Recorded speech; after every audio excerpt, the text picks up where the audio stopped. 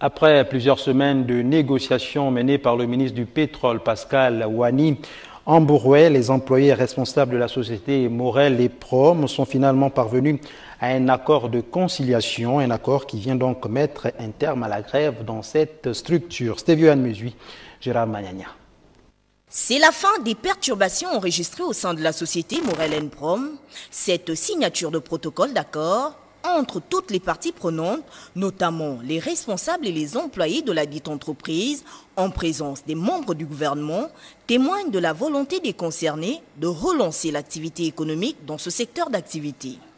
L'employé s'engage, d'une part, à payer les reliquats relatifs effectifs, d'autre part, à se conformer à la réglementation en payant sur la base du taux de 5%.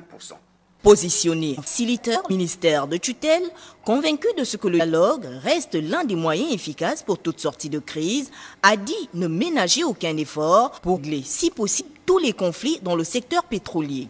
Un mouvement plein d'espoir parce que désormais, l'État sera aux côtés des employés pour régler les problèmes du secteur pétrolier.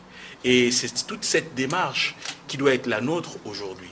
Cette démarche de consensus, de négociation que prône quotidiennement le président de la République. Un engagement qui justifie justement la présence de Pascal Wany Ambouroué au siège de la société Morel & Prom à Port-Gentil lors des discussions parfois houleuses entre le personnel et l'employeur. Nous venons de prouver, aux côtés du ministre du Travail, que nous pouvons négocier en direct avec les employés du secteur pétrolier et nous pouvons, dans un consensus et dans une harmonie totale, trouver des solutions pour sortir des mouvements d'humeur ou des crises dans un secteur qui est aujourd'hui sinistré.